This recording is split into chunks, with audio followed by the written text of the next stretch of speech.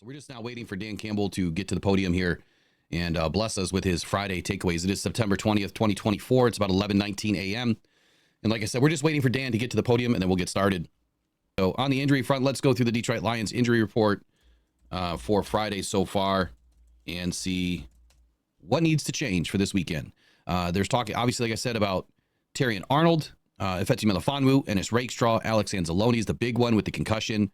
Graham Glasgow with a knee. He was limited this week.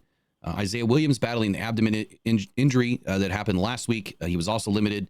But Davenport, Kirby Joseph, and Amon-Ra St. Brown were all full this week, so no issues there. So it does look like we'll be getting Marcus Davenport back for the Arizona Cardinal game. Terrion Arnold did not practice on Wednesday and Thursday. He had a finger injury over the weekend as well as an illness. So he may not be able to go this weekend. It may be an issue where, if he's been depleted of fluids and just feeling like crap, that it just may not, be enough time for him to recover. And quite honestly, this is a game that you have to be on it, right? You can't have any sort of a limit to your ability up against Kyler Murray and Marvin Harrison Jr. if he does get an opportunity to go up against him. We'll see where he trends. Usually the Friday afternoon injury report is a good indication as to what's going to happen for Sunday. The other good news is this is a little bit of a later game, so there's a little bit more time for Terrion Arnold to kind of get his act together. Good week.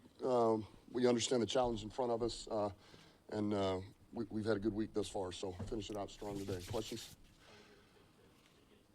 Given last week's struggles in the red zone? I'm sorry? How eager have you been to get to this day this week, just to work on the corrections from last week? Yeah, I think we all feel that way, and I know us as coaches, but the players too. You could feel the urgency just in the walkthrough we just did. And I think all of us want to spit that bad taste out of our mouth. So this is step one to get it done. Obviously, you like to keep football as much as possible. We saw the news about you with your home and everything, and safety concerns. I guess for you, you've been one of the rare coaches who've experienced arguably more fame as a coach than a player. You probably didn't think about balancing the fame with this as well. How's it been for you balancing this new level of fame that you're hitting with staying safe at the same time? Man, I don't.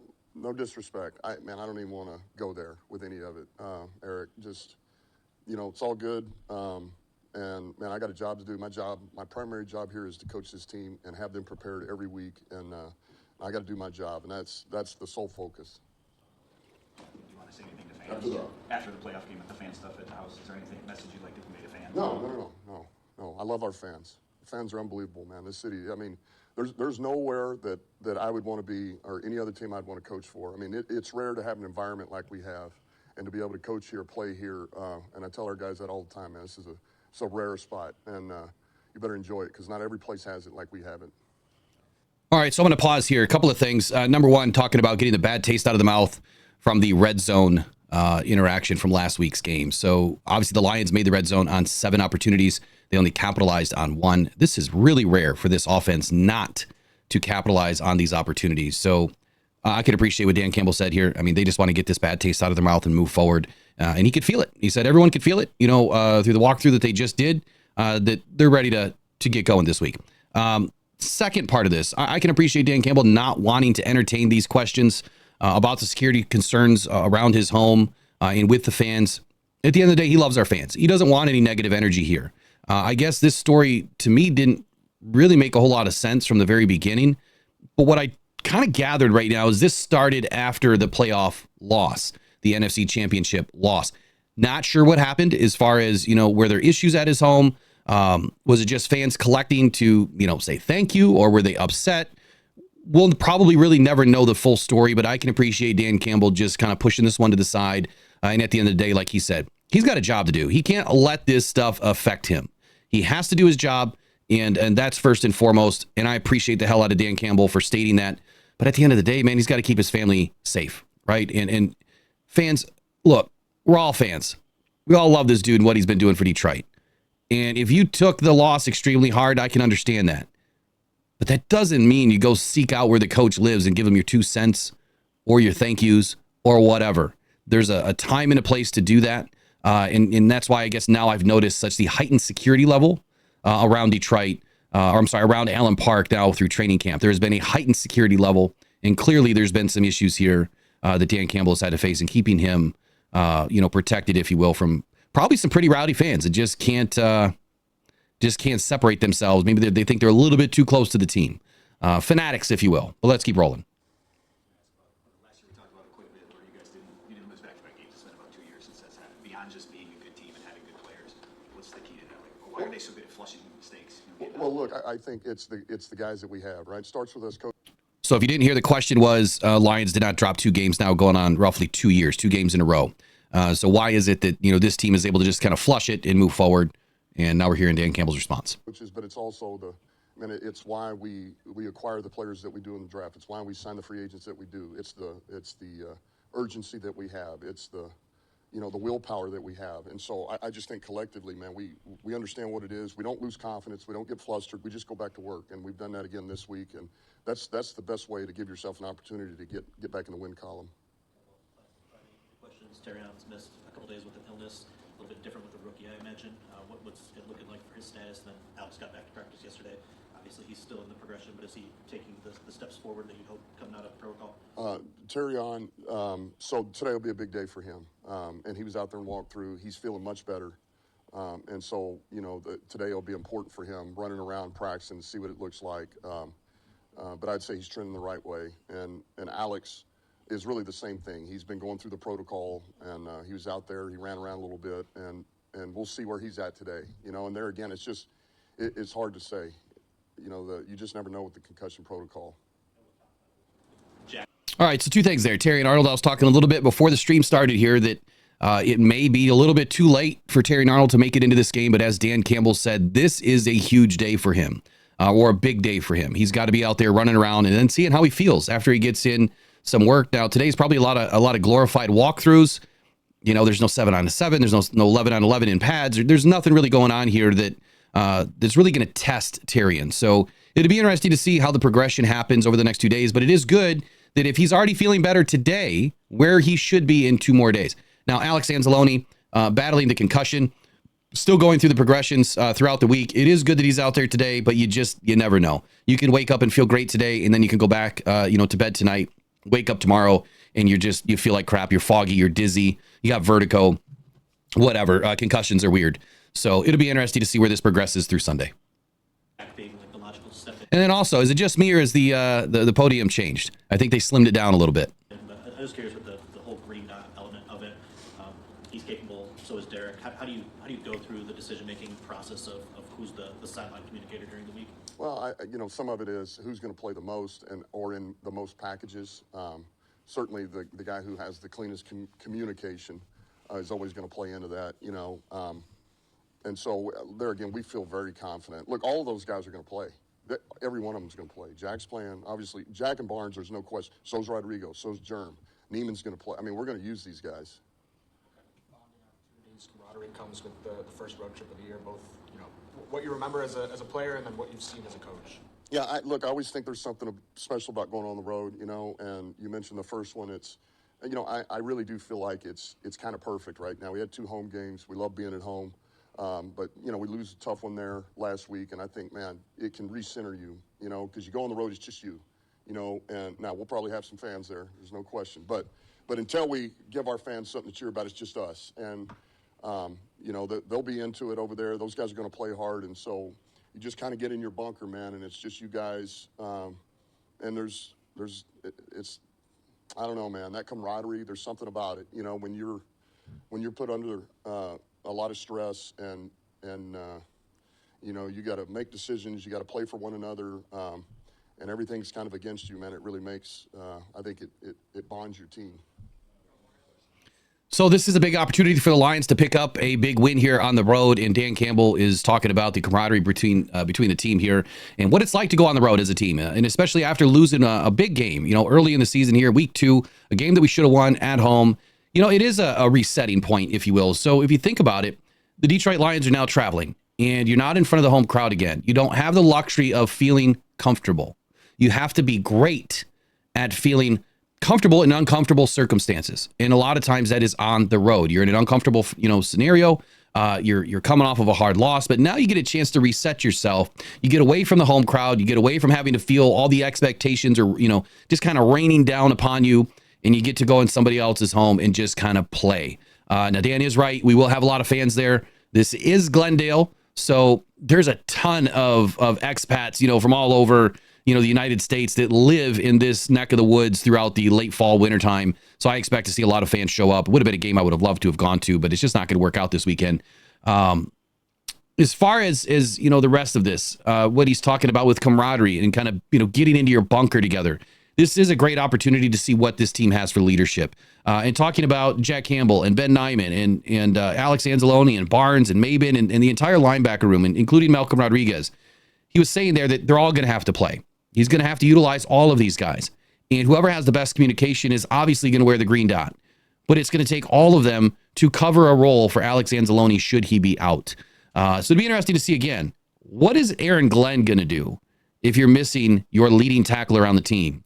Your energy on the team is all Alex Anzalone. He is a leader, a big-time leader on this team, and he is needed in this game, especially to get after Kyler Murray in his mobility. So we'll see how Aaron Glenn plays this one. It's going to be fun to watch on Sunday.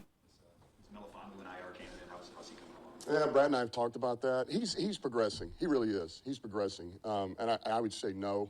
Now that can change depending on if something happens here with everything else, the rest of the roster. But right now, I don't feel that way, and he is getting better.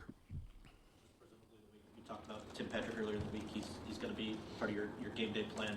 I'm just curious the logistics of it with the guy on the practice squad, a veteran like that. Coaching is obviously a two-way street. Do you just have a conversation with him like, hey, we're going to keep elevating you until we figure things out, or do you need to get him on the active roster sooner than later? Yeah, what he knows is, hey, man, I'm playing.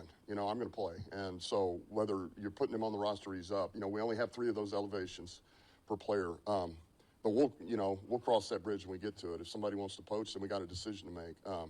But until then, the plan would be to elevate and use him. So we expect to use him more this week. He's had a good week of practice. I like him. I really do. He fits us. Just the way he is, the way he works, his attention to detail, and he brings a little something different to us. He's a big guy, man. He's a big target. He's physical. He's tough. So I'm glad he's here. I will say it again, Dan, you need a new allergist, buddy. You're constantly itchy. I know how it is. But let's talk about Tim Patrick here for a moment.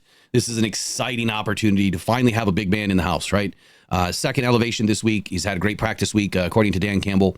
It'll be great to see him actually be part of the game plan. And what I mean by that is targets. I want to see him get some of the target share, especially in the red zone, where we were hampered last week.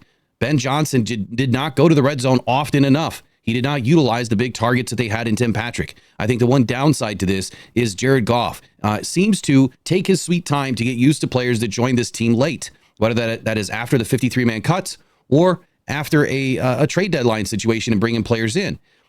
Thankfully, I think that Jared has grown a little bit as a quarterback within the confines of Detroit. And I think that he has a great surrounding cast of mentors that can help him get up to speed with Patrick a little bit sooner rather than later. The other benefit here is that he's bringing in a veteran, right? So Dan Campbell and Brad Holmes have a veteran that they're bringing in and elevating this week for the game. Again, there's a different element here. So Jameson Williams being a rookie and going through an injury and having to learn the playbook and having some hiccups there along the way, that's a different scenario. That's a different set of circumstances than it is with a Tim Patrick. I think that Tim Patrick's going to be utilized enough this weekend. I'm not going to say it's a ton, but I wouldn't shy away from getting Tim Patrick, 5, 6, 7 targets this weekend. I don't think that's out of the question, but I think it really depends on how much we're running the ball. If we're running the ball a ton, it might only be 3, 4, 5 targets, which he does catch just about everything. So if it's on target, he's going to catch it. And Dan is right about one thing. This is a big man with a giant wingspan. And you just put the ball anywhere near Tim Patrick, and he's going to fight for it and bring it down. I'm super excited to see the Tim Patrick elevation again this weekend. And I guess one other thing is I'm glad that he mentioned the fact that, they have the 3 elevations. They plan to use them. But Tim Patrick knows he's going to play. He knows that he's going to be installed in next week's game as well, as long as he's healthy. And with that being said, Tim Patrick's not going to go anywhere. And if someone does want to poach him, well, then it's time for Detroit to make that decision. And I clearly think they would sign Tim Patrick to the 53-man roster in a heartbeat. Graham, is there any update on him and when you think he'll play? Yeah, he's good. He's doing well. We took care of him on Wednesday, but he's came back yesterday, practiced, no issues, and so he should be good.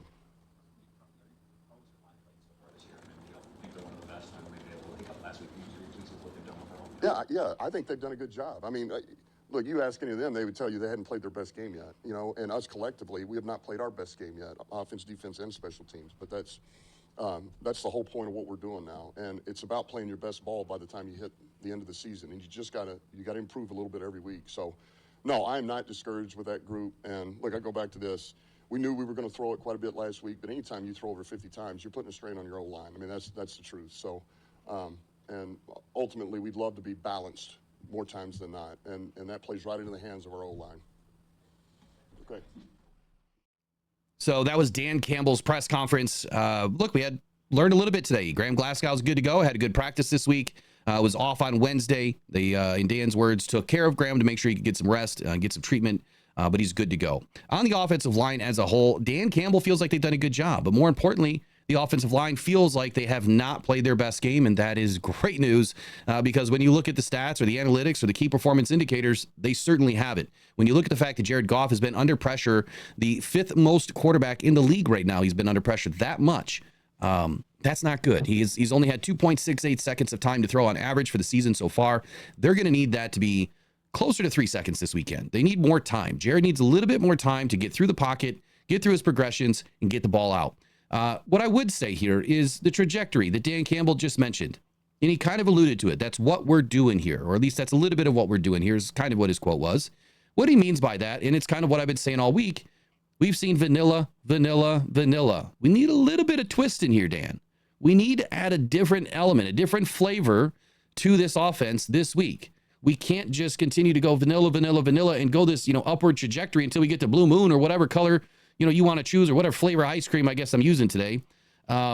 You've got to be able to strike when you can strike. But Dan is right about one thing. You want to be playing your best ball come December, especially in January, and hopefully you get to make it into February.